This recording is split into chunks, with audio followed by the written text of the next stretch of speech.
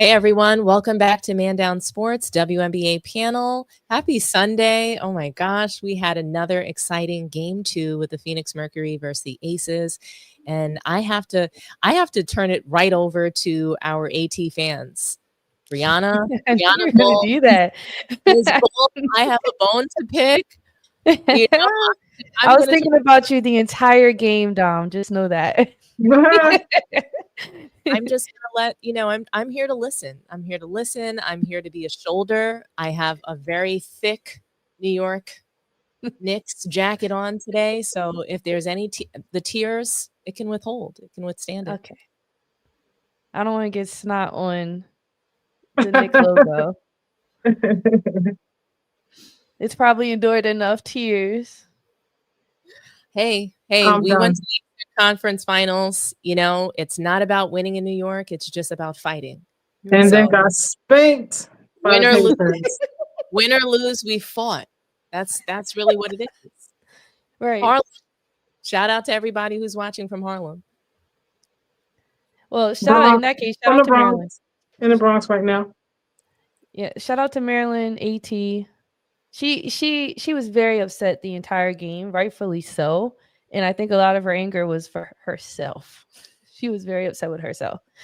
Um, but it was a really tough loss because it was not the same team we've seen throughout this playoffs, and definitely not the same team we saw from the first game. And it was very disappointing to see Satu continue to hoist up shots within as soon as they crossed over. First pass, she's doing some crazy shots. It wasn't until maybe the fourth quarter she started getting the looks where she's seen success in the past. So I didn't understand that. And what the Phoenix Mercury did tonight was expose how their inability to protect the ball, to stay composed under pressure. Um, and I'll own up and take accountability that I definitely gave them way more credit, and I'm hopeful going into game 3 because again they've shown that they can bounce back, but they have a lot of tweaking and adjustments to make. So honestly, for me, the loss was completely unacceptable. There's just no other way to put it. The performance I didn't like at all. Like Bree said, like it wasn't the same team that we saw previously. Like the same team we saw fight, against the Liberty. We saw them fight, like I forgot who just played in the other round before they got here. It's all a blur right now. But I didn't like it. And honestly, I turned it off. I didn't watch the end of it. So I was like, this is a waste of my time. And football's on. So if you're not going to show up and play, then I have no reason to watch you play and waste my time on this football Sunday, respectfully. So I'm like, this is the finals. This is the finals. And I know Aces are a good team, but to me, it's also a testament to like how bad do you want it. I was waiting for after halftime. I said, okay, they're gonna make some adjustments. We also said it's gonna come down to some coaching as well. And I gave Becky Hammond the edge when it came to coaching, and definitely showed itself in this game.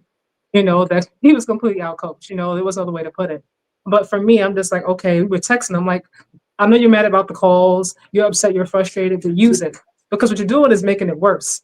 To me, like I'm just across the board, like the mismatches, they were just exposed. Like there's no other way to put it.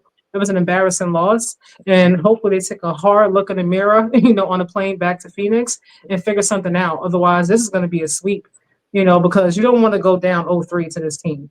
So now your backs are against the wall. Let's see that championship pedigree. They were this dog walk. They were spanked. I was like, what the hell is happening? Like, what is going on? I was like, I'm watching the same team. Like that same, like, like fighting spirit was just gone. I feel like the Aces just took it.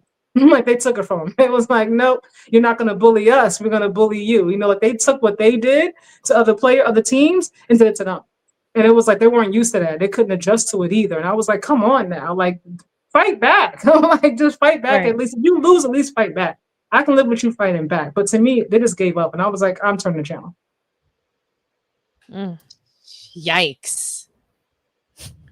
I wasn't expecting you to literally put AT in the frying pan. I mean, in Phoenix in the frying pan, the way that you did. But sheesh, I mean, what do you guys think about this comment that I want to go back to? The whistle will change in Phoenix. Angela, do you have any thoughts on that? Well, I mean, I always make a post game video, and the fouls were pretty even. So I know it seemed like Vegas was getting the fouls, but it was like 14. Matter of fact, I wrote it down before. It was 15-14. So what whistle, right? I mean, it was pretty even. And a lot of the fouls that Phoenix committed were silly fouls and just out of frustration. And AT was extremely frustrated all game, which also impacts her team because she's the leader on the team. So I didn't see, necessarily a special whistle. I mean, sure, there's always questionable, fouls throughout any game, but I didn't see that it was lopsided. I agree. Take a look, the actually. whole whistle narrative, I mean, we get enough of that, but in this finals, it's been pretty solid. And of course, there's gonna be misses. We're humans. We're not robots. So it's gonna be some misses here and there. But for the most part, I agree with Angela completely. The whistle, I don't see it changing. And AT was getting the ball stripped from her, and she was looking at the ref. But when I was looking at it, I mean, she was just getting the ball stripped from her. I mean, every time, everybody was. Sammy Whitcomb too. Man, she didn't show up today at all. Whitcomb. Phoenix obviously got handled, but when you take a look at this right here, they had the disparity. They shot 5 more times at the line than the Aces did. Right. So it seemed like they got more fouls, but the Aces didn't actually. I think what's interesting is the timeliness of calls. I think that's what really gets people. That's where it seems like maybe the Aces got more calls. What I could say is that what I noticed is just simply that Phoenix and their brute force, it just didn't work. It didn't work. And I think that they were able to adjust.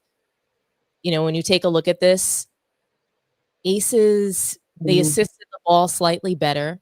They only turned the ball over 2 more times, and they conceded more points. They conceded more points on turnovers than Phoenix did. I think that Phoenix had opportunities to win the game. Yes, they shot poorly. They shot more from 3-point range, and I think that that's what hurt them, because when you take a look at the Aces, they leaned more into their mid-range. I mean, they got killed in the third quarter. And I mean, if we take a look at the play-by-play, oh my gosh, they got killed in the third quarter by Jackie Young by herself. Yeah. So Jackie Young killed the entire Mercury squad in the third quarter. When you take a look, we can just take a look at all their players here and Jackie Young. And look, she scored more than they did. Mm-hmm. And I think the Aces were able to capitalize on the Phoenix inability to find rhythm during the game. Yeah. They had good looks. They had really good looks on the floor. They had a lot of wide open shots. I didn't feel that Aces, yes, I think that they defended differently in this game. I felt like I saw a defensive strategy from them. I saw the switches. I love the fact that they were putting guards on AT. When you see Chelsea, she's got the body to guard AT. It shouldn't always be Asia Wilson. I agree with that. Yeah, and I agree with that. And then even with Phoenix, you can see how like Jackie Young, I don't think there was a player on the team she didn't do dirty. Like, I don't even know how to say it. Like they kept switching. He scored on everybody. I said it in our chat. Yeah, at one point they had Satu was on her for a little bit. Satu, I don't know where she went. She didn't look like an all-star. She didn't even look like a rookie. Monique had a way better game than Satu. Monique looked like the all-star tonight on the Phoenix team. And with Satu, even on the defensive end, it was so disappointing. When she ran to close out, she didn't even have her hands up. She just looked like she was like, y'all really want me to keep sticking Jackie Young, and I'm not even doing anything offensively. Like issues, and so then they switched off for whatever reason. I don't know why Sammy Whitcomb was sticking Jackie Young. That somebody missed out on that. Like that was egregious on Phoenix Mercury part for the coaching staff. And then they put AT on her, and AT, you know, is going to rise up to the challenge because that's how AT is. But it was nasty. And because AT was in foul trouble, Natasha Mack had to guard Asia, and I was giving so much praise to Natasha Mack's defense, but I was talking about at the rim. And Asia, we know she's way better than just being at the rim. She's going to have you at the foul line and then do work, blow by you, do quick spin moves, and they're looking for her in the lob. You have Chelsea Gray, one of the most elite passers this league has seen. So it was nasty. What do you guys think about AT getting owned?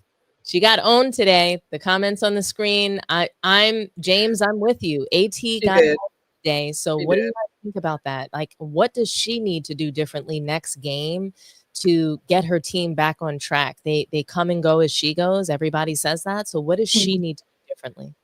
I mean, to me, it has to be her frustration level, because that's why she got that third foul, which then sent her to the bench, which is detrimental to their offense.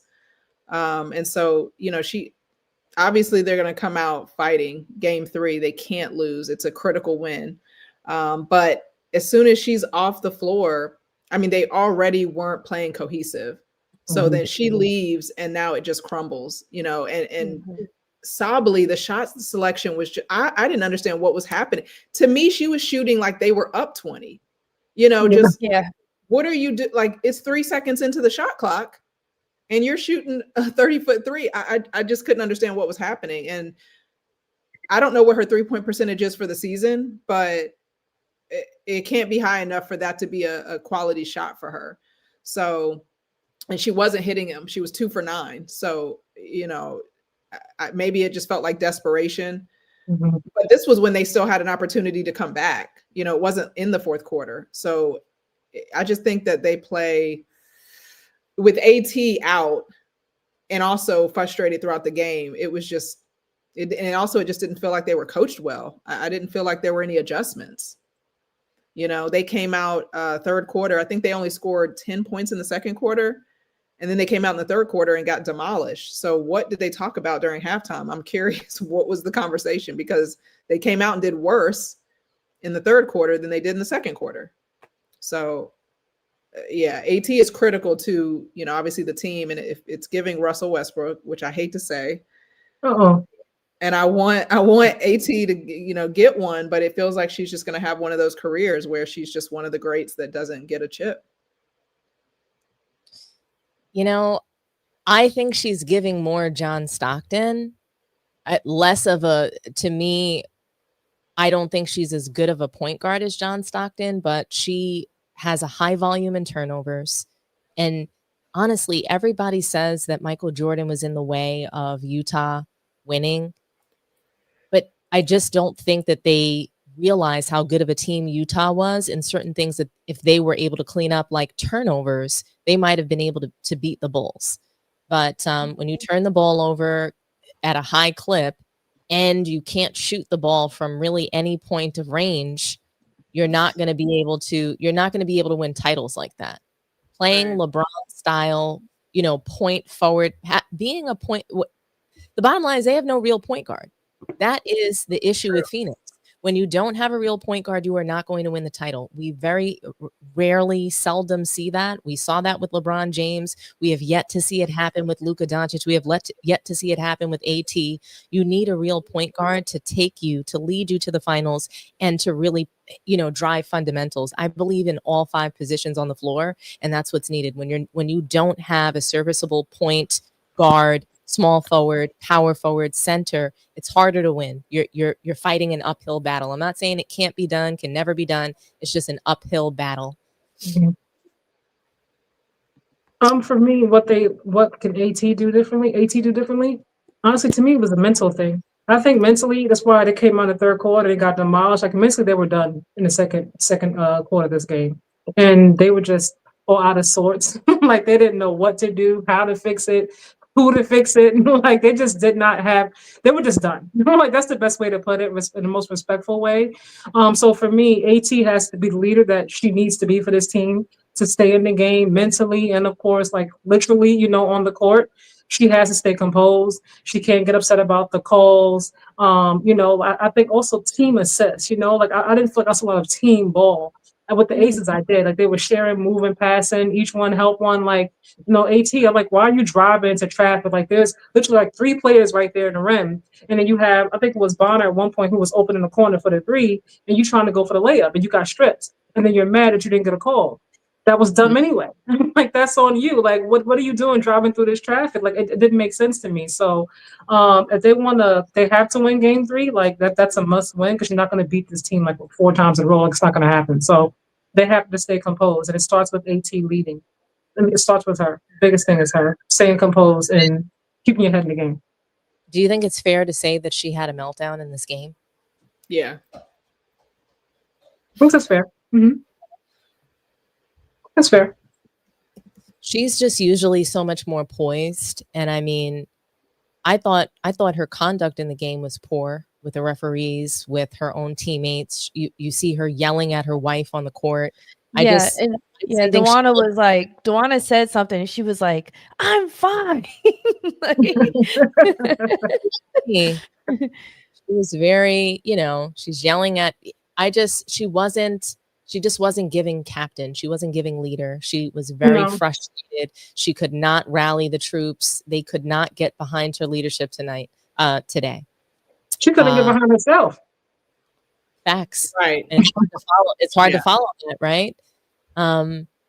Now, something that came up post-game press conference, and a lot of things came up really. Obviously, Jackie Young and A'ja Wilson, they combined for 60 points tonight. They're making history as a dynamic duo, and Jackie Young in particular, like she made history, scoring historic numbers in the third quarter. I mean, like I said, she basically beat the entire Phoenix Mercury in the third quarter by herself. So I want to play some sound for you guys from the post-game press conference, and it really poses the question: did you guys see a glimpse of Shaq and Kobe and Jackie Young and A'ja Wilson tonight? That reporters asked about her and Gray as a Kobe Shaq duo, and I thought that was interesting, and I wonder if we could apply it to this performance. But here's what they had to say, and we'll react together.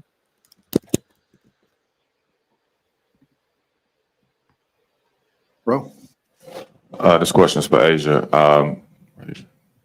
I see.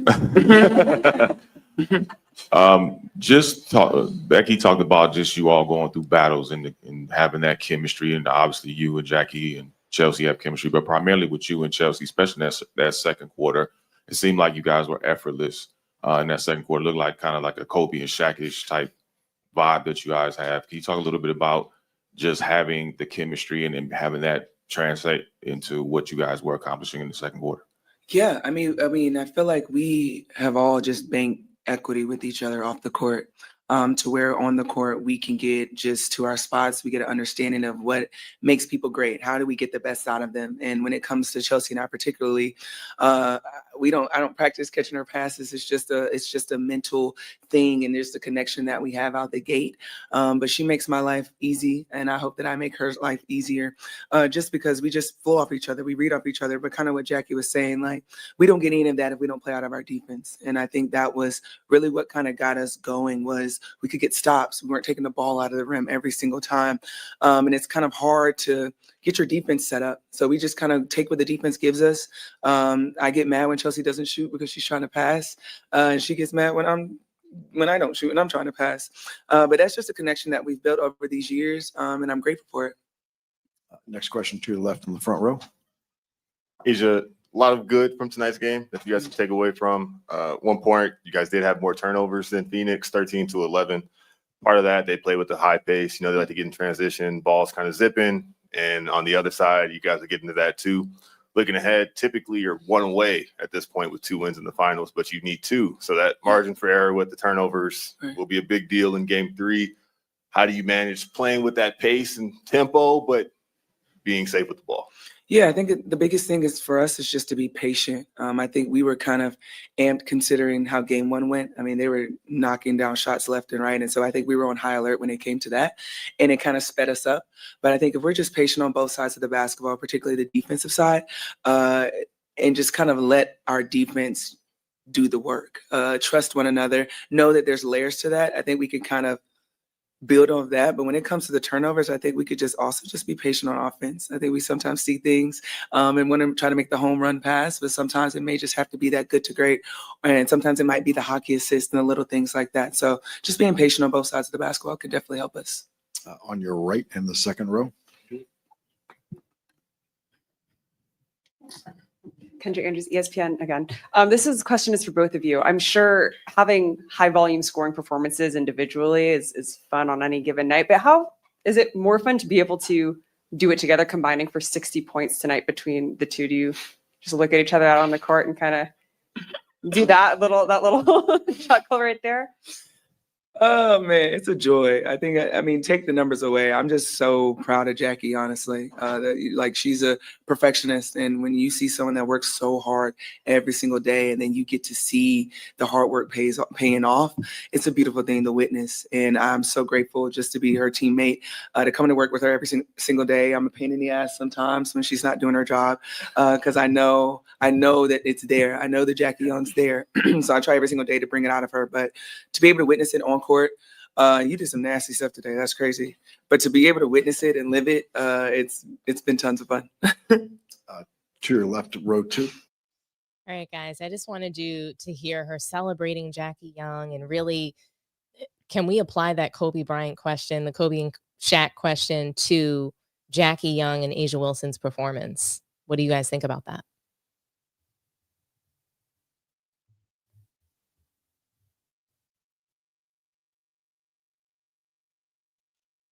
Oh, I guess I'll jump in. Well, I think When Angela was leaning in to talk, I thought you had like a reaction. You looked Yeah, like me I thought Angela was going. I realized I was on mute, so go ahead. Oh, okay. Go ahead, go for it. No, go ahead. You're good. Well, Okay. I just want to say one thing before we even get into this, guys. Did you notice that Becky Hammon looks much better? She was watching us. She watched us a couple days ago. Did you see the blazer? No freaking hoodie. She looked crazy as hell in these blazer hoodie combinations. And then she turns around today. She was giving Kim Mulkey out there. She had the beads on her blade. I was very proud of Becky. So someone dressed her. Someone, maybe it was her wife, maybe someone said, hey, get out of the hoodie. Sports tee, can't stand it. Anyway, why don't you kick us off? Well, so I think that is off of this. I'm not even going to say we can give Jackie Young credit for her performance in the finals. She is looking like Kobe. The way her ability to score, nobody can stop her. She's scoring in all areas, going downhill, shooting the three, pulling up. She's so quick and explosive. That first move crossover is deadly. And then today she blew by one person, did another move in front of a second person, and finished on the third person. And it was just really awesome to watch. And then even the other team at the end of, was it the third quarter? No, maybe the second quarter, heading into the halftime, AT fouled her at the end, and you could just tell it was sheer frustration. Like, there's nothing else she can do but like knock her down, because she couldn't stop her any other way. So I would say Kobe Shaq comparison, aside from A'ja, not necessarily like Shaq, but you know, her own special place. I do like that. Like, Jackie Young, Kobe is a little dramatic, but I definitely understand in this case scenario. Sure, I'm not gonna knock it. I don't hate it. What did you think, Angela? If her and A'ja are this Kobe and Shaq. Well, they were giving the comparison to A'ja Wilson and Chelsea Gray. That's who the question was initially asked about, but she didn't quite go off in this game, and quickly turned to the history that they almost made. So they almost had two 30-point performances, which would have made WNBA finals history. Jackie already made history in the third quarter, highest 21. quarter performance with 21 points. So it's just kind of like, how does she kind of show up maybe in later in the second half when, Asia might be getting attacked more? To me, that's what reminds me of Shaq and Kobe, not their game per se. Sure. I Okay. Jackie Young is like a lethal scorer. I think she's excellent. I think that Asia Wilson is really dominant. So I think the performance is dominant like a Shaq and Kobe, but I don't think the games are necessarily similar. Obviously, like Asia Wilson can shoot threes, she can shoot free throws, she can shoot Yeah, Shaq couldn't do any of anything on anything on the floor. So she's not Shaq. Yeah. But definitely as a dynamic duo, for sure. Right. I mean, we're definitely watching history. I think someone in the chat says Maya Moore, Tina Thompson, which, I'm old enough to have watched them in their prime. And I was actually just watching the clip of Maya Moore earlier today, just because, I can always pull up Maya and watch her and just hate that she retired at the age that she did. I know. But, why? But what you said is so important. I think Maya Moore and Tina Thompson. Yeah. That's what we need to do more of. Yeah. They're not Shaq and Kobe. They're Asia and Jackie. Yeah. Right? They should be reminding us of Maya Moore and Tina Thompson. Like that, we need to be reflecting on those past greats and not always trying to make something analogous to the NBA. That's just something I noticed. So thank you for just mentioning that, because I thought that was really important. Yeah. Oh, no, absolutely. Cynthia Cooper was my favorite player, right? So when I see that type of domination, makes me think of her as well. But I don't see Phoenix being able to stop. Like when you think about AT, who's stepping up when she went out, right? No, there is nobody, right, to bounce off of. A lot of the teams in the W, that's what their fault was. They just had the one. And in the beginning of the season, that's what it felt like for the Aces. It felt like Asia's out, the team can't function. But obviously we see Jackie stepping up because she can, and that's the difference maker. So they continue on this path. There's nothing that's going to be able to stop them. I'm with you. No woman could or wants to be Shaq. That's accurate. Could you imagine that? What did he have, like a size 17 shoe? I don't know. Something like insane. That. So really interesting, right? Well, honestly, the saga with Napheesa Collier and Cathy Englebert continues. The WNBA seems to have a lockout looming. And I'm just curious. I know that we've all been following this. I mean, why do you guys think that Napheesa Collier canceled this meeting with Cathy Englebert? This was just recently announced over the weekend. I mean, this was huge news to me. What do you guys think caused it? And is the WNBA headed towards a lockout with something like this? I think she and Cathy know what was said. I think Cathy lied. And I think that Napheesa's like, okay, well, if you're going to lie on me, we're not going to discuss it.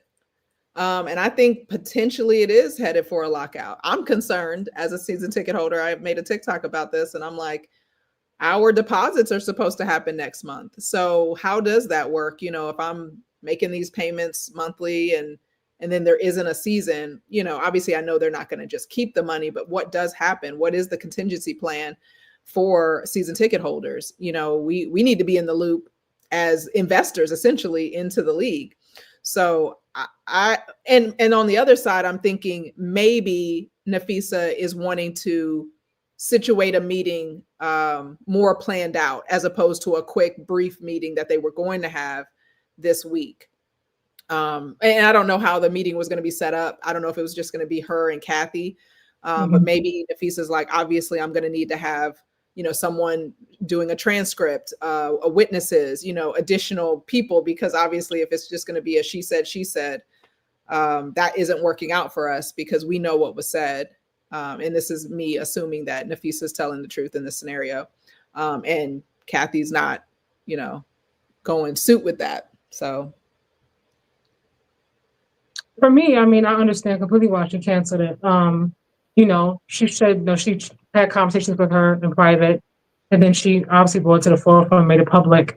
And then you have this whole press conference where you have a chance to address it, to be accountable, for things that you did and how you could have handled it differently and what you plan on doing differently going forward. And instead you tap danced around it and you call her a liar. Only thing you did try to clear up was the thing with Caitlin Clark, because we know, her fan base is crazy. But outside of that, you pretty much called Napheesa a liar when it came to everything else. So no, I don't want to meet with you.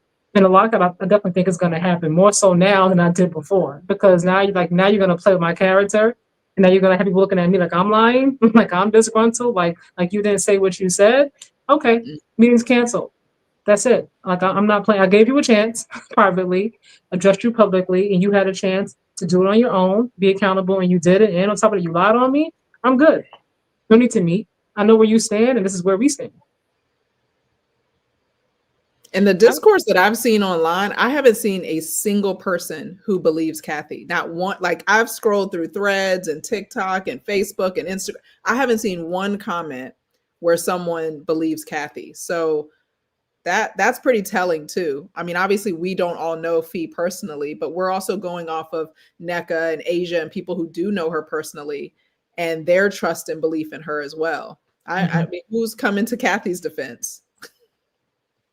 I mean, some might argue my takes somewhat stand with Cathy a little bit, just because I am disappointed in Fee and how she brought that to the table. To me, she lost a little credibility from me, not necessarily saying Cathy she didn't say that. That's not what I'm trying to say, but it's just a matter in which Fee did it, in which she did it for. I don't see how directing, like, we all know how the internet is. We know how people are. I don't see how exposing Cathy helps her agenda move forward. I just don't, just considering what we've all been saying, or at least what I've been thinking or assuming with the NBA having so much, having more stakeholders in this, having more skin in the game in terms of the direction the league heads, and Cathy not really having as much power and authority that we think she has. And if you throw her under the bus, I just don't see how that pushes the agenda forward. To me, it only further causes more hate. My only pushback to that, Bree, is that, yeah, it's not going to change necessarily how much money they're getting paid right now in the short run. But I think what it solves for is them having a better people leader, someone that is going to reach out to them when they get injured, someone that's going to at least employ officials that, might be caught up to where their talent is.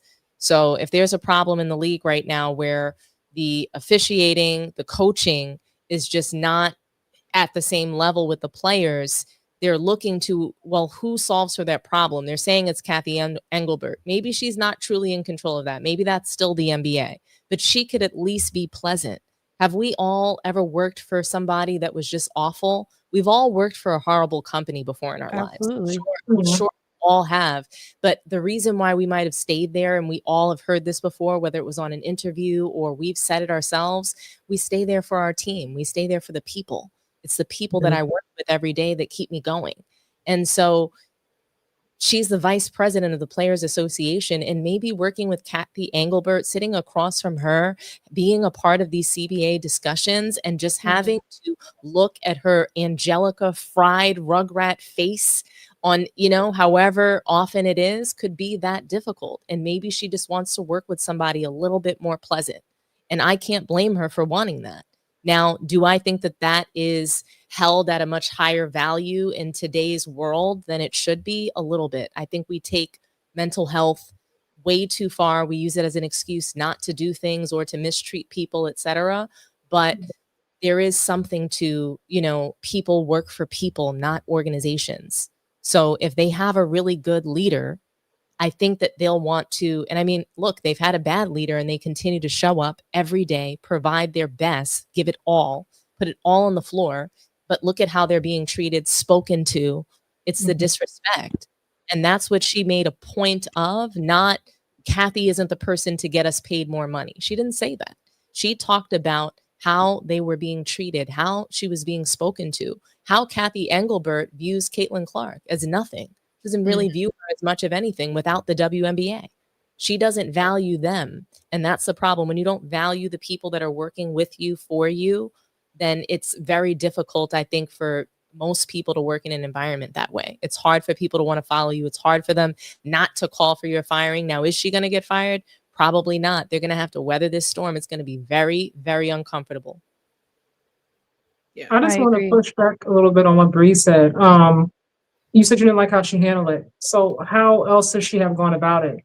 If I've spoken to you about this privately a few times and there's been no change, no type of adjustment, or you even trying, then what else, what other options do I have to keep talking to you about the same thing over and over and you're not taking it seriously? Or like, what would you have liked her to do instead as opposed to making it public? Nneka Ogwumike, that's really the answer. It shouldn't have come from her. And also I don't know the premise or if it like how Cathy said the players should get down on their knees. Like Yeah. Maybe I missed that part of the story if that was shared, but I don't know if he heard it through a third party. Did Nneka say it to her? Like, was way it a she text worded it, message? she Was made it it seem in like a it was negotiation? Say that again. The way she worded it, she made it seem like it was directly her and Cathy speaking. Yeah, that's the way she said it. Yeah. As it was third party. My question is, does it even matter? If Nneka Ogwumike told me that Cathy said that, I'm going to believe her. If, Yeah, if another player told me that Cathy said that, I'm going to believe them. And really, does it matter how she said it? Even if she just said, Caitlin really should be grateful for the WNBA and the exposure she gets because she's able to get these big contracts. That doesn't sound as bad as players should be on their knees, right? But at the same time, it's still saying that women should be grateful. And that's a huge hot topic, because players are looking to be paid what they're worth and not what the WNBA is worth. Just because the WNBA is being mismanaged and ran poorly doesn't mean that they shouldn't be getting paid. That's their problem. That's their poorly ran business's problem. That's not the problem. I can understand that. The one thing that comes to my mind is like the age of the WNBA because it started the same year I was born. So it's like it hasn't been around that long.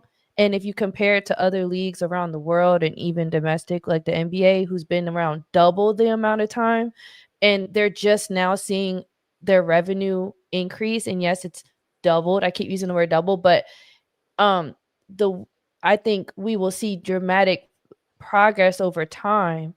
I'm just wondering if the players are asking for this amount now, maybe the WNBA is thinking, okay, but down the line, hopefully we'll continue to gain momentum, but it's still an investment at the end of the day. And what if we stop seeing the return to even match what they're asking for right now?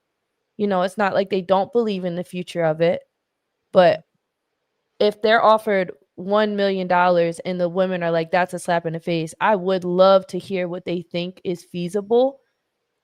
Because if they match it now, that means it has to only continue to increase, right? So I'm looking at it just from like a grand perspective of like the women's expectations as players and then the league's expectation of the women. I do think how the women have been going about trying to get what they want has slowly but surely become just doesn't seem, it's like not to me as tasteful. I've had a lot of emotional moments at my career that I wish I could have went back and like, dang, I wish I kind of carried myself a little different to get the results that I wanted. I'm just wondering how they're supposed to carry themselves to get paid, the bare minimum, because in 1970, the NBA was bringing in the same amount of revenue as the WNBA in 1970. And women are getting paid less than Walt Frazier was getting paid in 1970s. The highest. So he was making $300,000 in 1970, $300,000 in 1970. And the league was making the same revenue. The problem is not about the salaries. And I think there's a huge misconception as to what the women are expecting to be paid. They want a higher revenue share. Their revenue share is only 10%. The men get paid 50% back when their league was worth just as much as the women's league is today, back when the league was only just as young as the women's league is today. So the fact that they're paying women less than way below the standard is insane.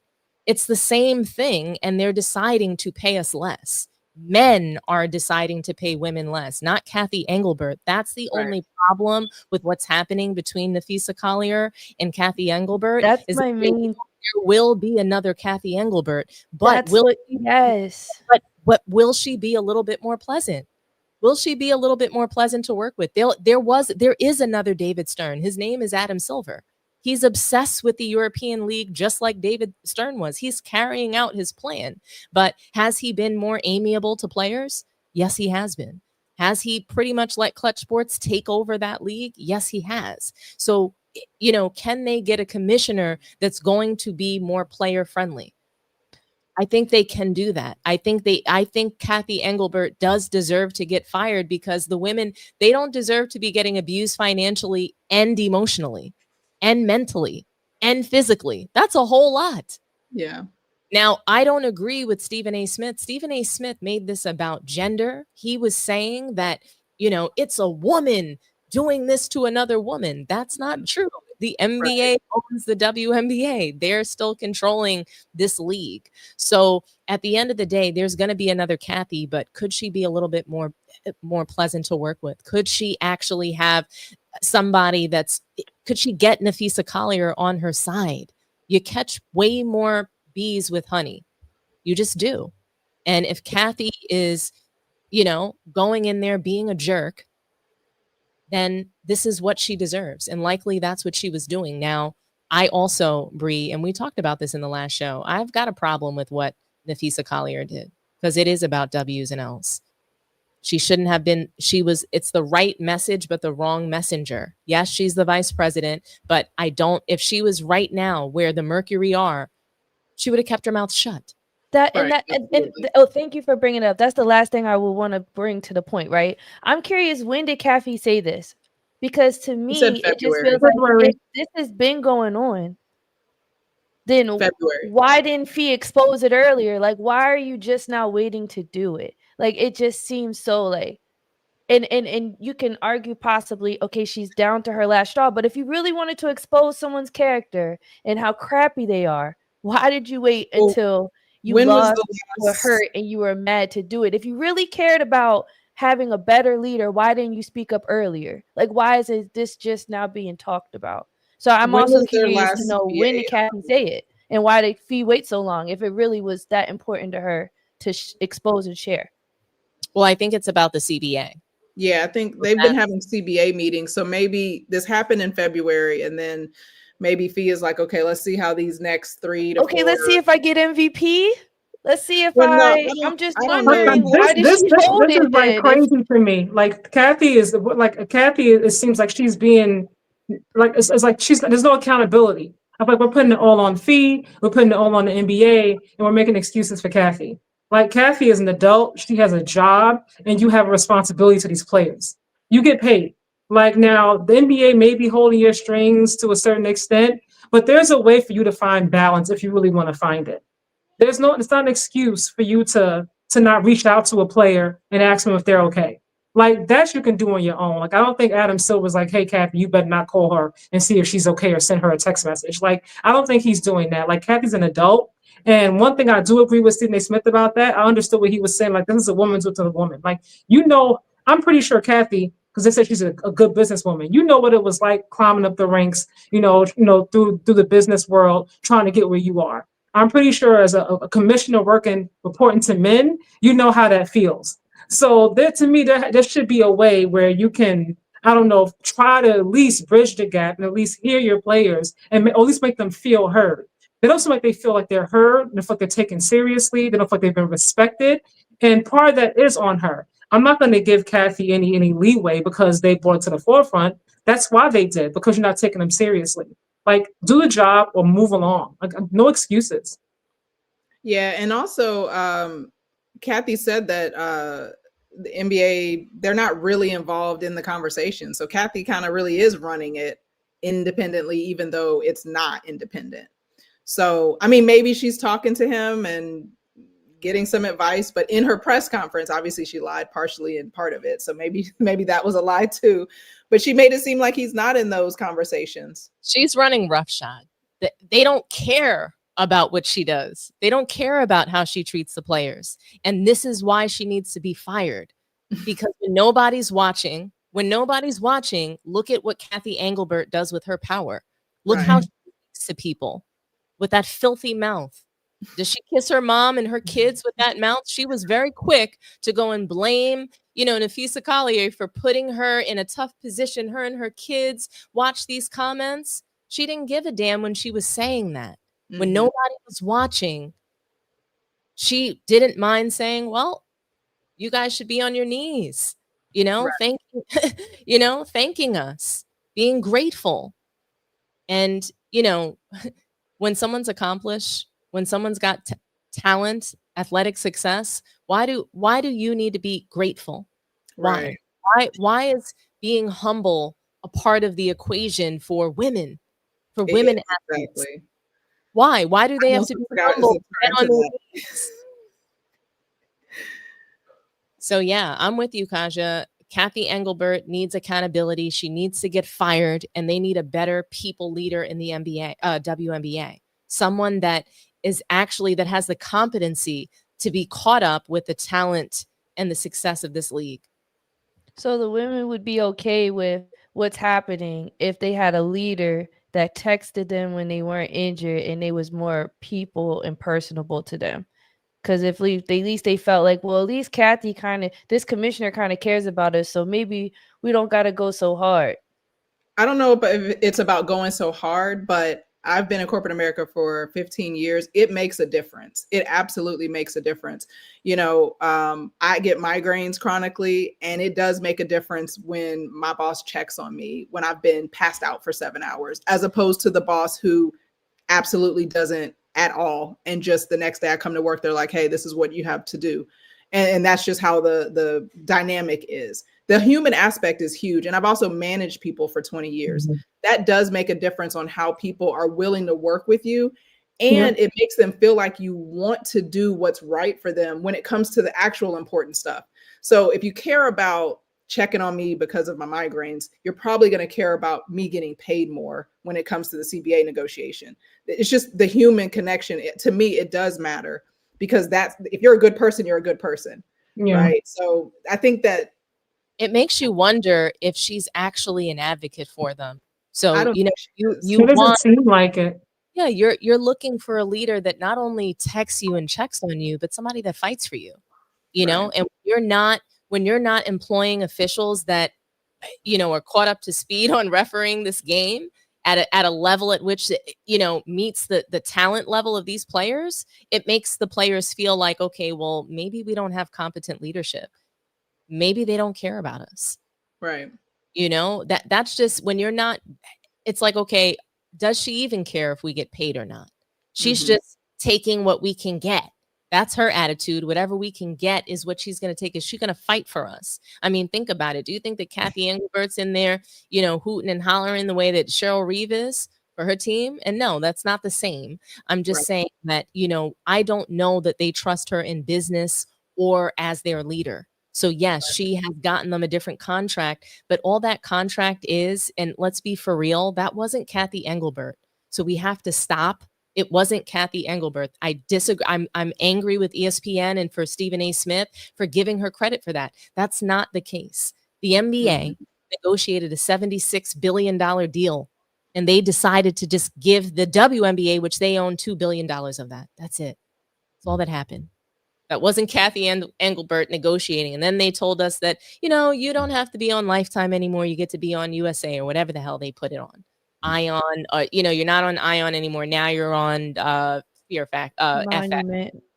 Yeah, never heard of that either. Monument. Yeah. So again, we're still on a no-name network. We're not on NBC, which we originally were on. We were on NBC. WNBA players used to get so much better marketing back when Cheryl Swoops and Cynthia Cooper were in the league. So no, they weren't getting paid much, but the league was being marketed, was being celebrated much differently. and it was much more respected. That to me goes, the conversation of marketing to me goes a little bit in a different direction. I've spoken about marketing pretty much the whole season. Like the marketing is awful. I see the same 2 commercials over and over and over, like the same person being marketed over and over and over. And you have all this talent. They have so many new players, new fans that have come in because they're following Paige from college, following Angel from here, or following Kiki, from college. And you only marketing one person. Now, I know Caitlin Clark, her fan base is huge and her fans are really, really loud, but you're not going to grow a league only focusing on one person. Like the league has to move. And if this season she was out because she was hurt, that can happen again. Injuries are part of the game. It's a real thing. And if every time she's out, and you only, your viewership drops 50%, 60%, like how are you going to continue to build on this league? That's why I think Cathy has dropped the ball across the board, not just with the ladies in the CBA, but just in terms of marketing, like the way she does things to me is completely stupid. That's the best way I could put it. Like I don't like her as a leader. I don't think she knows how to lead. I think her thing is like business, but in terms of being a people person, and to pick up what Angela said, how you treat people matters. Like being like treat them like human beings. It matters. Making them feel like they've been seen, making them feel like they've been heard, feeling like you actually fight for them. Like, okay, I hear you guys. I'm gonna go in and speak to Adam Silver, whoever it is that you need to speak to, and we're gonna fight. We're gonna find a way to get you ladies what you deserve. I don't think she's coming at them like that, which is why they're coming at her like this. And the lockout seems like it's definitely going to be happening in a few weeks, the way it's going now. And what are you guys' final thoughts on whether or not the WNBA is headed towards a lockout? What do you think, Brianna? Oh, I definitely see it happening. There was speculation, but Sophie Cunningham's recent comments, even how Cathy answered the question in the conference, just gives me the impression that they're going to go for an extension. Not really sure how extensions work, how many they can do, but I definitely see it's a different than the extension that happened prior to in the past. It's not. This is a whole different air and attitude being brought forth from both sides. And then even the exposure and the reaction of the fans. So I definitely see a lockout coming. I do too, for sure. Do you guys want to take a phone call or two and see if anybody wants to call in and talk to us? Sure. Yeah, let's do it. All righty, guys, call in, talk to us nice. What do you think? Is the WNBA headed towards a lockout? Do you want to cook on the Aces versus Phoenix? The floor is yours.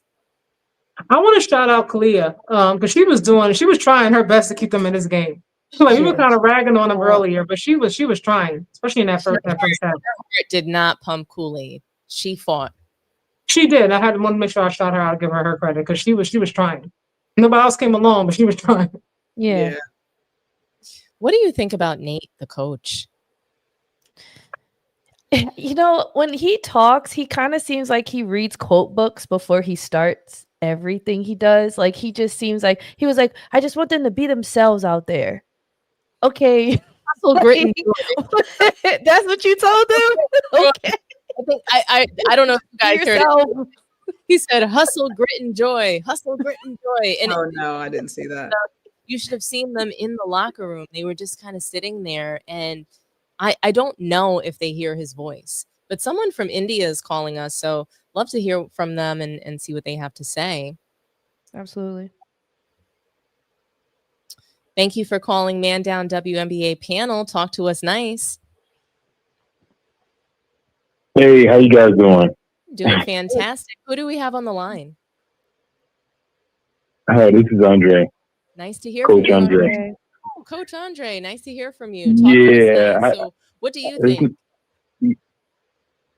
Well, I think the Aces, if they win, that's in any series, but if the Aces win the next game, then it's going to be over, right? Because the series doesn't start until the other team wins on the other team's home court.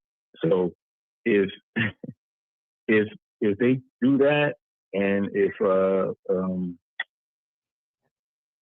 Aces, if the Phoenix Mercury don't step up and they don't make their shots, if they don't defend Aja well in the post, then it's going to be a problem because they can't guard her down low. They don't have the size. They might have the quickness, but they don't have the size, right? Like the last series when Aaliyah Boston was guarding her, at least they had some size inside to really contest her shots. But they don't really have the size because she can jump over, score over most of the bigs on Mercury's team. So if Asia can get the ball and she'll drive past Aaliyah Thomas all the time, right? Or then she get a smaller player, she just turn and face up or post her up and then score. So if they don't contain her, it's going to be a problem. And then you also have Drew Lloyd, so it's going to be a problem. So they have to hold home court, and I think it's going to go 7 games. I hope it goes 7 games. I hope that would be awesome. I hope the refs let Phoenix hack the dog shit out of the Aces over the next 2 games so that we can really see a nice 7-game series. That's what I'm really hoping for. Yes. At the end of the day. That would be great. That would be amazing. Yeah. I wasn't expecting this blowout. Nah, watch the next 2 games, right? Phoenix, they're gonna come back strong. They're gonna home court. Then it's gonna go 1 game, 1 game, 1 game. So it's gonna come down to 7 because it's about merchandising, it's about selling the league. So that's what's gonna happen. Someone said they are not going to 7. If I'm wrong, nah, it's gonna go 7. Because what? They're gonna play a different game. When you're at home, you're gonna play a different game. Now, if the Ace is just on fire and they can't guard him, then it's going to be a problem. Then the game is over. But if they have that energy and they at home court, you get more energy playing at home. You know the rims and you're more comfortable. The young players that hasn't see when people say, "Oh, they're not going 7," yeah, we're not. I'm telling you, it's going when. Text me, I'm gonna be in the comments. So text me back. You're gonna be like, yeah, you're right. They're gonna go 7. I'll be surprised if it doesn't, but I won't be surprised if it doesn't. So because the way Asia's playing is crazy, and she's putting more to her game. She's shooting more threes. She's hitting more threes, and so now they got to come out guard, and she can drive to the basket, pull up game, fade away. So yeah, it's gonna be a short series if they can't stop her. If they don't get that energy from their Phoenix home court. But other than that, I see it going 7. But people just going by off of the 2 games that they see here. Okay, but then when they get home and if they play the same way, then yeah, it's over. But I think Phoenix is gonna come back. They're gonna come out hard. Alisa Thomas, she's gonna come out strong. Home court, she's gonna get a triple-double at least one of those games. And they're going to hold court. Then it's going to go to 1 game, 1 game, 1 game. So we'll see. Well, okay, Coach. Thank you so much for calling in, Coach Andre. That was a really, very detailed take. I'm interested in seeing the series go 7. That'd be awesome. I think we all are. So we'll see. All right. Ladies, hey, I watch you guys on Man Down Sports, so it's good to see you guys doing your own thing for the WNBA. Well, thanks so much for supporting. And also, it's a better looking panel. No, it's a better looking panel. So I don't mind looking at this panel. Thanks so much, Andre. Shout out, Coach Andre. Thank you. Thank you, Coach. All right, ladies. Hey, appreciate you and love your work. All righty. Thanks so much. Bye-bye. Take care, man. All right. Bye-bye. All righty. If we don't have anybody else that wants to call in, I think we have time for one more call. What do you guys think? Yes. Bring it on. We want to hear if you have thoughts on the Cathy and Fee take. Napheesa and Cathy. Call in. Call in. Talk to us nice. Yeah, just going back to the game though. What I'm hoping, as far as the coach with Nate versus Becky, I have a little bias towards Becky. So to me, she's definitely a better coach, hands down, far. There's no comparison. But I was worried for Phoenix. It didn't seem like they made any adjustments. They managed to kind of prevent that double team action from happening too much. And they probably were hoping that the Aces would go back to a zone. And they didn't. Right. So I love the Aces adjustments. I want to say, like, Becky Hammond, she showed up and showed out. She's definitely putting her coaching on display in this finals. We saw Chelsea Gray put her coaching on display in the finals. We saw her grab the clipboard in game one. And so that was really interesting to see. But what I don't see is a whole lot of coaching out of Nate. I think I think that I'm just not sure that they even knew that they would be this good and that they need a championship coach to take them into the finals and really battle against someone like Becky Hammond, who's been there, who's won already. And it's just like, they had him there for Diana Taurasi's final season. He didn't make an impact with that team, and then they blow it up and bring in this, win now team. And he's just not, I think probably the idea was to give him the pieces and see what he does with it. And I just wonder if they're going to fire him after this season or if they won't because he got them to the finals. Right. That'd be pretty shocking if they fired him. But the way the WNBA has shocking news every other week, I also would be like, well, another. That's what I'm saying. But you're right. I mean, he doesn't have the experience. Just your third quarter, I think it was. I was thinking, do something. What are you doing? He made not one challenge. Did you see him challenge anything? I was confused at a few of those that I thought should have been challenged. And even the players weren't looking at him like, hey, challenge this. They were just getting back on, whatever they were doing. I was like, there were 1 or 2 calls that they could have overturned. Like, I don't think that the Aces would have went to the line 8 times if, or the however many times they went. I don't think they would have went that many times if he'd have just challenged at least twice. Right. I don't think he should be fired. You said you don't think he should? I don't. I mean, I've heard him a few times, like in the huddles, like in other series, like before this one, and I like things that he said. From what I've heard, the times they have actually shown on television, I feel like a lot of what happened today was a lot of also on the players too. Like you have to stay composed. Like that you're in a finals game.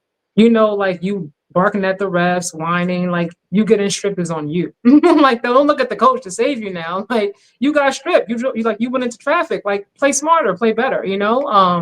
So like I said, I expect them to bounce back, especially at home for game 3. They better. But I don't mind the coach so much. I'm trying to figure out why though. Even during the regular season, we see Phoenix, they know they're at their worst when players just start jacking stuff up and playing like that individual one-on-one basketball. I think the only person on their team that could legit get away with it is Collier. So I'm very confused why they just revert back to that, and they never seem to snap out of it in the game. You see them maybe regroup and come back the next game, but the entire season and now even into the finals, you still haven't figured out a way to not let that happen. That confuses and baffles me, and I do put some of that accountability, yes, on the players, absolutely, but also on the coach too. Like there's just a gap there with that specific. It does seem like they're allowed to just go out there and jack up threes, and I mean anybody, whether it's Sabali, it could be Bonner, but Bonner, like she'll have a huge size advantage, and she's not, doing what I think she should be doing with it. She can drive the ball. So I don't know why she's not doing it more. So I do tie that back, some of that to coaching, because if you're going to get the ball in her hands, put her in the best position with the ball. And I don't know. And I just think, again, I think Alyssa Thomas being the primary ball handler on the team is what is getting them into trouble. They need a real point guard, and because of that, they're going to lose the finals. Yeah, I agree. Yeah, at least a scoring point guard. I think a scoring point guard is crucial. I mean, somebody that can shoot a free throw, maybe something a little bit more than 0 feet from the basket. That might help. God. Don't start.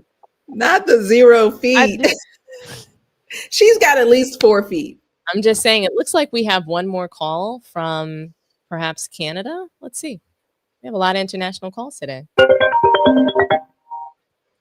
Thanks for calling Man Down Sports. Talk to us nice. I would like to talk about Napheesa Collier. Go right on ahead. What do you think about Napheesa Collier and her comments? I think she should step down. I think she should step down and let somebody else handle it. I think she's too emotionally attached to the situation, and I just think somebody else should handle the situation. Who do you think is a better person to handle it? Kaja was asking about that earlier, so I'm curious to hear, what your answer to that would I be. can't even hear you. Did you say? Who do you think should handle this situation? Somebody that's not attached to unrivals. Somebody else should step up and handle the situation. I think she's trying to save the league. There's whispers around that they don't want players from unrivaled to play. I mean, players from the WNBA to play in unrivaled, and it's just a big mess. So you're of the impression that this is a conflict of interest because Napheesa Collier has unrivaled. You don't think that she should be speaking out against the WNBA because she has her own league, and so she could be doing this for self-serving purposes. Yeah, because in her exit interview, she kept plugging in unrivaled and kept saying, in this league we do this, and in this league this is what happens, and it's just bad. It's bad business. Even if you don't get along with somebody, you should be able to sit down and get the business done. And that's how it always works. Not everybody gets along to get business done.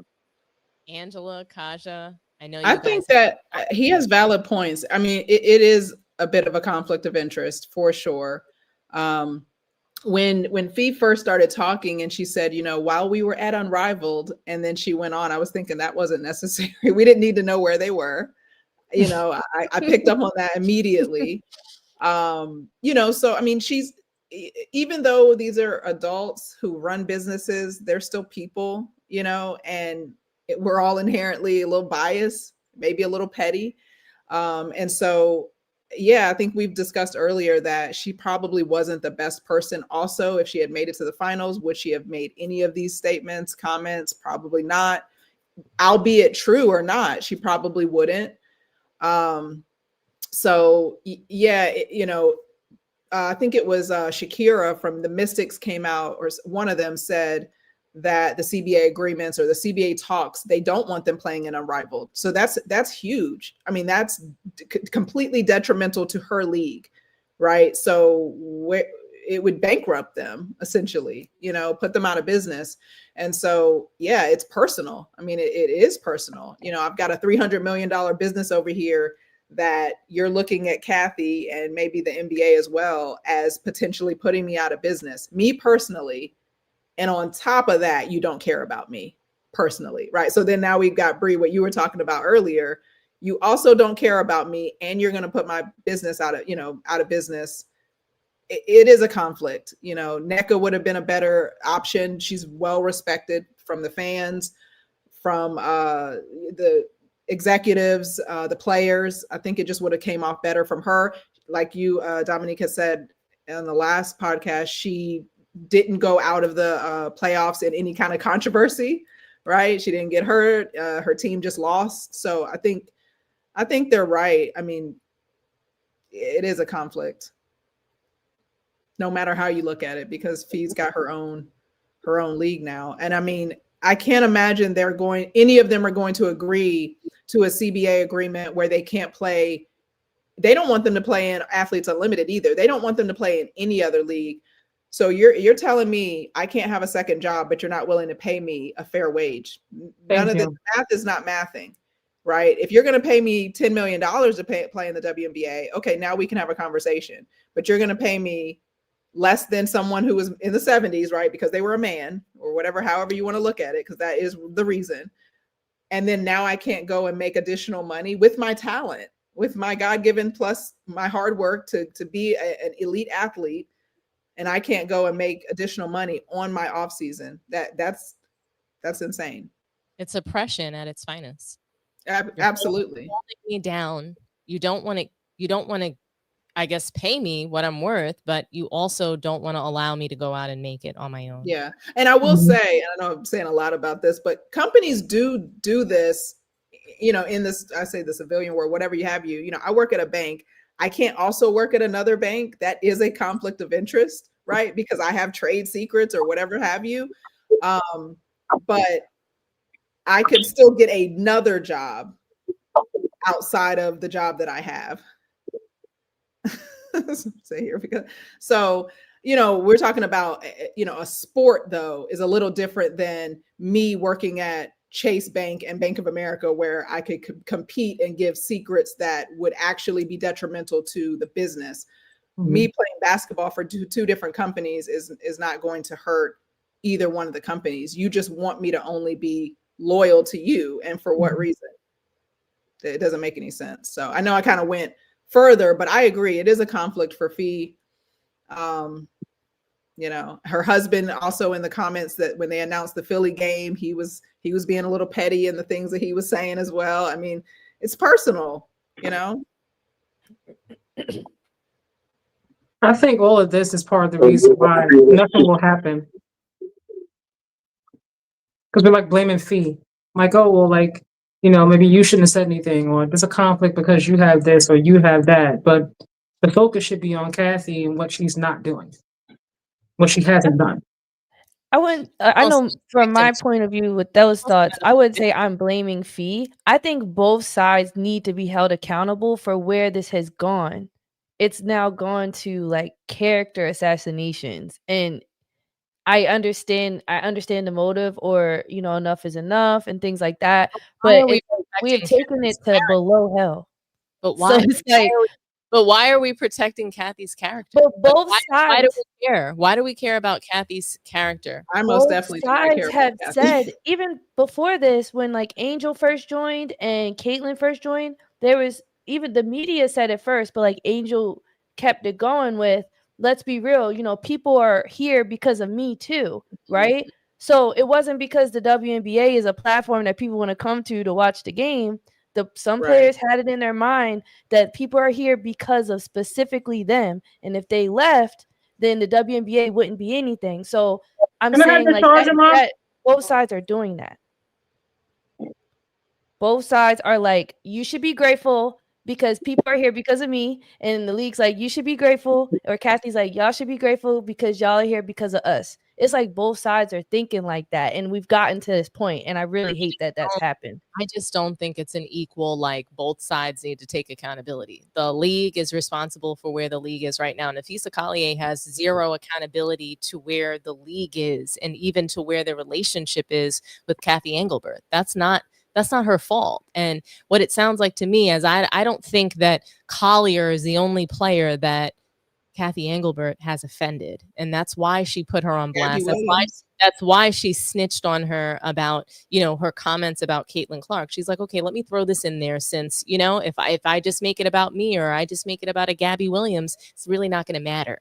So it's clear that there is a problem in Cathy Englebert's leadership. We can't ignore that. We cannot ignore that. We cannot sit there and say that the players are accountable to her behavior. I'm sorry. How can we do that? How can we sit here and care about Cathy's character? Who cares? The WNBA players, they need to be paid more money. They're being underpaid, and it's not their job to help the league pay them more. I don't care what they're doing, saying. They're not getting paid what they deserve. That's not their fault. That's the league. That's the leadership's fault for not paying them. That's whomever's fault it is for not paying them, but it's not their fault. So what they're doing, if they're acting out, if they want to have an entire revolt against the league, so what? They deserve it because they're not paying these players what they want. It's like it's not even the golden handcuffs that the NBA players have. NBA players are still the worker and never the owner, but at least they're getting paid. They have golden handcuffs. Whereas the WNBA players, they just have handcuffs because they can't go out and earn a living elsewhere because the WNBA is holding them back from that. Yet they can't even, get endorsements without playing in the WNBA. Mm-hmm. So it's like, well, what platform do I use? Mm-hmm. I just don't think it's fair. I don't think Cathy Englebert deserves any grace. But I do think there'll be another Cathy Englebert if she's to get fired. Yeah, for sure. 100%. Well, thank you so much, caller. I didn't even realize you were still on the line. Wait, did they hang up? I think the caller hung up. Oh, well, thank you so much for calling in. Well, that created a lot of conversation, though. That was good. I think it was a good conversation. I mean, look, we have Bree really holding it down for Cathy. Somebody has to. Thank you, Bree. Okay, wait, hold on. Holding it down for Cathy is a stretch. I'm looking at it from You like have a been holding it fan down for Cathy. perspective of like, damn, y'all, it's gotten here, it's gotten to this point, and it sucks. That's just where I'm coming from. And seeing all the hate for Cathy, I just think that's overwhelming for anybody. I don't feel bad for That's her. just how I am. That's just how I am. Like, I understand, yes, she said what she said, and that's inexcusable. But we're being distracted. We are being distracted, and Cathy's falling on this sword, and I hate it. Like, we're being distracted. Are we being distracted? It's Yeah, I'm okay. distracted about what? It's okay for us to worry about the women getting paid more. It's okay for us to worry about that. That is all, yes, but holding the people we're holding accountable for it. We're being distracted from that. And Stephen A. going on his rants proves it. Cathy, Well, she's a part of it it. all on Cathy. She's a part of it. Rants about all kinds of stuff that he's not right about. Cathy is accountable to her behavior. That's what she's accountable. Thank you. Yeah. Might not be accountable to how much the women are getting paid, but she's definitely not fighting for them. So she's accountable for that. She's accountable for her actions as a leader. Absolutely. The inability to advocate for these ladies, the inability to show them any level of human decency. I mean, she's accountable for that. And she's got to face the fire. So she wants to cry about her kids found out. Well, who knows what she says behind closed doors with the kids about the players? Who knows? I don't know. And why would I believe that? Why would I believe her over Napheesa Collier? That's the thing. Like, I don't believe her, and I'm not going to feel bad for her when she's out here saying things like this. And I do believe Napheesa. I do. And no matter what the context was as well. Her mentioning her kids as if they're in some like middle school somewhere getting bullied when they're adults and no one even knows who they are. I don't. I didn't even understand the purpose. Not a soul. It was like that one of those memes. You see Cathy Englebert mentioning her kids, and then nobody. I'm knows. like, I didn't even know she had kids, and we don't know who they are. We don't care. Literally, but we don't. And it's almost like victim shaming. It's kind of like reverse. You know what I'm saying? The reversism that they do. Oh, I'm the victim, actually, not the people that are like down in the gutter, not making the money, getting abused in all sorts of ways. I mean, somehow she must be the victim, which I think is just really hilarious. And I truly believe that when we say that Napheesa Collier is a snitch, when we call her a dry snitch, it's in a way it's victim shaming, because we should not be making any female athletes feel bad about speaking up. We can't do that. Was there a better way for her to speak up? I think that there was. And when we're talking about fighting for more money, fighting for better leadership, she is the vice president of the Players Association. If Nneka Ogwumike wasn't okay or comfortable to speak up, somebody had to do it. And I always ask three things. Does it need to be said? Does it need to be said by me? And does it need to be said that way? And I don't know if Napheesa Collier asked herself those three things. I don't know. But it did need to be said. That's what I know. I know that Cathy and the league needed to be exposed for these behaviors. And hopefully it gets better. Even if it's not real. Even if Cathy Englebert still doesn't give a damn about these players, but she behaves differently, that's really all that matters. I tell you what, she's gonna be careful now when she talks to them, even one-on-one. She's like, I don't think I'm gonna record it. And they're gonna tell somebody else what I said. Let me make sure that I'm watch what I'm saying now. If I don't have a witness, she should have a witness with her every time going forward. She should have somebody to advocate for her, for real. I mean, they should have had that anyway in any workplace. I always have a witness. I don't care what we're talking about, because meetings like that take notes, right? Like there's like a person who takes notes in those types of meetings. It could have been an impromptu meeting, like a conversation, maybe. But that again, that just goes to show how powerful Cathy is, and how much power she had to just do whatever she wanted. There's no check. There's no HR in the WNBA, clearly. Where's HR? Because she's just allowed to say whatever she wants. And, you know, she did have the audacity. Yeah. And then she felt like it wasn't going to get out there. Like she felt safe enough to say it. And then she just gets to come out here and call Napheesa Collier a liar. So I wonder if Adam Silver texts his players if they get hurt. I mean, I think Adam Silver goes to the Diddy parties with those players if they get hurt. I think it's I don't think he's texting them, though. I wouldn't expect her to reach out to every single player for every single injury, but your top 10 players, your LeBrons, Kobe, I don't know. And there's only 144 players. It's not like she has a 3,000. I don't know. And they only have like half a season. So it's just like, you know, it's a short period of time that you should want to be in connection and have some level of a bond with the players that are driving the revenue for the league. You want to have some kind of relationship about what they think is going to make the league better if you're serious about growing it. So it's just kind of like, what kind of relationship does she have with the players? It doesn't seem like a good one. And I have to say, I just think that I think she really should be fired. But and they probably went into this season with this type of attitude and mentality just because they had the shirts ready to go for All-Star, and that's about halfway through. And I'm just wondering when the switch flipped for them essentially, and when it started to go to hell. Before, I think it definitely happened before it made it to our eyes. The league went to hell. Like, when did it? The league went to hell as soon as they went away from NBC and went to Lifetime. That's when the league went to hell. It was in the Lifetime movies and then a game and then the Lifetime movies. That's what happened. It went to Ion. I have a question for you ladies. Napheesa also brought up Paige, Caitlin, and Angel, obviously, because they have huge fan bases. Do you guys think they should be included in these conversations about like negotiations moving forward, since they do have like the biggest fan bases, aside from Asia Wilson, obviously, of course? Well, I mean, if they're not a part of the committee that was already negotiating, I wouldn't say add them just because they're the most popular with a lot of fans.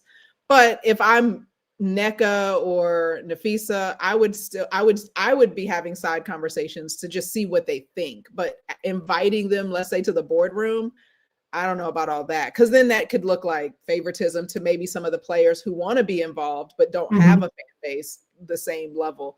You know, I mean, I love AT, but outside of the WNBA, I don't know that a whole lot of people know who she is. I would put her above Paige, Caitlin, and Angel, but the other three have bigger fan bases. So if they were to say, hey, Angel, we want you to sit in. If I'm Alyssa, I'm like, wow, what do you mean? Like, I've been here. What are you talking about? So I could just see some of the other players who may want to be involved look at that side eye. You got to be honest about the revenue they're bringing in too. You know, like, I mean, for sure. Obviously AT, I love AT, you know, but that is another something else. Yeah, I get what you're saying though. Yeah. I mean, I will say, since they do have those big platforms, just like we don't have big platforms, but we still have a responsibility to be like accountable for what we say, and what we can say can affect how people view other people. So it's like, we just gotta be mindful that it's gonna be a ripple effect, and your friends are gonna go hard for you, and then them going hard for you with the generation that we're in, that means they're gonna go crap on the other person really bad. And I'm just saying, like, that's just overwhelming. But I understand people in those positions, et cetera, et cetera, et cetera. Yeah, but I'm just saying, just with great power and influence comes great responsibility. I love that, Bree. Honestly, I think that we're gonna see so much more develop with this story. I'm really looking forward to Game 3. How about you guys? Oh, for sure. I might go. I'm thinking about going. Yeah. Like to the. Oh, fine. Yeah, I've been looking at flights. I might go ahead and fly out there and go to Game 3, maybe Game 4. Oh my gosh, you should totally like record it, vlog moment. Just let us know, Angela, if I just want to know, like, does her bum rushing of the lane look as brutal as it looks on TV in person? Well, I have seen her AT has versus taken this enough year. hits today, okay? Like enough hits for AT today. She had an awful game. We're gonna leave my girl alone. I went to Thank the I went to Calm the down. New York Phoenix game earlier this year, and Phoenix won. So yes. Well, Oh, was that the one? that's all I wanted to know. Hopefully, I don't know. Maybe she'll hit her shots that are 1 foot away from the basket and get away. We'll see. Maybe She just DeWanna doesn't need to like do the extra dribble, right? Just go straight back up. We'll love just go that. straight back up. You know, it's probably something with the shoulder and the rotator cuff or whatever it is. But maybe she won't be yelling at DeWanna Bonner next game. We'll see. Becky said she could be a Triple football double player. incoming. Mark it down. Absolutely. And lastly, Absolutely. guys, I'm really, really looking forward to seeing what Becky Hammon's going to wear. Honestly, what do you Oh guys? God. Do you think she's going to go a little brighter, add a little bit more color this time? She was looking a little I Hopefully. hope so. I hope very she like fawn yellow underneath. absolutely. She going back to her cleaned hoodie. out. You think so? Yeah, absolutely. Yeah, go back to what's comfortable. They Put had your a hoodie on, girls. she was giving Kim Mulkey and had a blowout in this game. So she's going to go back to the hoodie and they're going to be cutting it close. That's all I'm saying. We'll see, guys. But I guess when do they play again? Is it Tuesday? It's Wednesday, Wednesday. 8 Wednesday. p.m. on ESPN. 8 p.m. right, Eastern so- time on ESPN. All right, guys, we'll be back on Wednesday. So be there, be square. Thanks for tuning in. Like, share, and subscribe.